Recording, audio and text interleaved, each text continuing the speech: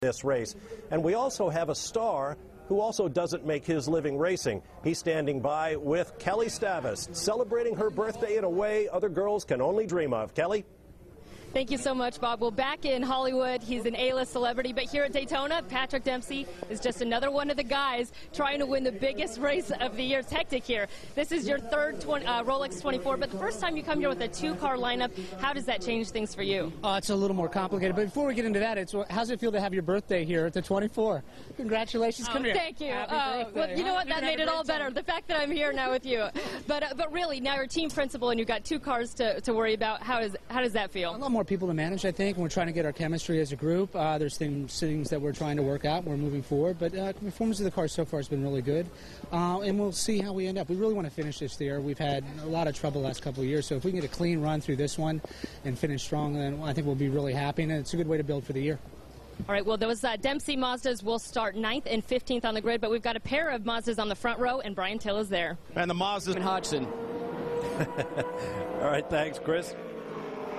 There's the number 40, Patrick Dempsey, currently behind the wheel, shown 34th overall. I understand he has a pit stop in his future, maybe getting out of the car. That shot there shows you a lot of water waiting for the unwary there as you come through that chicane. So if you get pushed wide by somebody you're trying to overtake and you get pushed offline, you could do a very neat pirouette there. Mazda humming away there. Right, Mazda engine tone. Sound great, don't they? Third visit to the Rolex 24 for Patrick Dempsey. He's also been to Le Mans. And you might say he's had a pretty nice career thus far. Two-time People's Choice favorite male TV star. 2 consecutive years. Screen Actors Guild Award winner. Apparently they're having some problems communicating with Patrick Dempsey in that car. Justin, what's going on? Absolutely right, they are. You just saw him go past again and start yet another lap. And Scott Maxwell came to the pit wall. All the guys were ready, and they pulled back. As you know, it's very, very hard here because there's no traditional pit lane where you can actually hang a board out, and as most racetracks, Le Mans included, you still have the backup of the traditional pit board. Here, you know, you really don't look to the left. I don't know if, David, if you ever had it, but I've driven here trying to look to the left when the radio goes silent. So it's very tough, and eventually you get the fuel alarm come on. So what's happening out on the... No, it's drying out. Patrick Dempsey out of the 40 car. Justin Bell is with him. So, Patrick, a really rough first stint out there. You had communication issues. Yeah, I lost the radio, I think, on lap 2, which is really difficult. So you spend a lot of time in the mirrors trying to decipher who's coming up on you. And then went out on the slicks and then started not feeling very confident in the car. And then it snowballed a little bit. I didn't have the confidence I would like normally attacking the corners. Then I felt I was behind too much. Slowed down, tried to regroup. And, you know, it was a heck of a way to start at 24 hours. But thank goodness the car's in good shape. It's early on. It's good to get that out of the way, and we'll see what happens. It's very hard. You went out on stickered slicks, which is, you were probably one of the few cars in the pit lane to do that. And very hard to do it. Yeah, it's a little slick. It takes a while for the temperature to come up, certainly here now in what we have here in the temperature. So that was a little frustrating. You couldn't get up right away, and then you have to be really patient.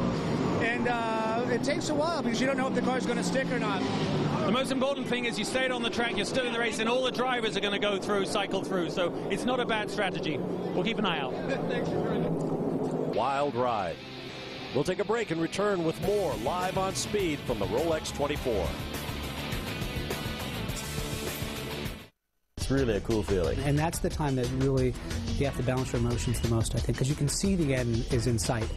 But you're listening really closely to everything that's happening in the car, and you're really vigilant to see what's going on around you. I think it's very easy in the morning. People sort of raise their heads and they start looking around and go, who else is who's where and what are they doing? And as soon as I find, at least when you start looking at what other people are doing, you lose focus on what's on your own plate, and then it falls apart.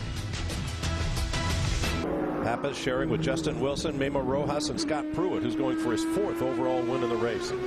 Now there is actor Patrick Dempsey, Dr. McDreamy, if you like.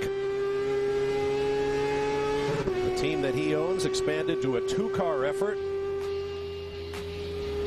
Currently shown 17th overall and 8th in the GT class. We'll be back after a break at Daytona. Nothing better than that. I think that's what everybody dreams about.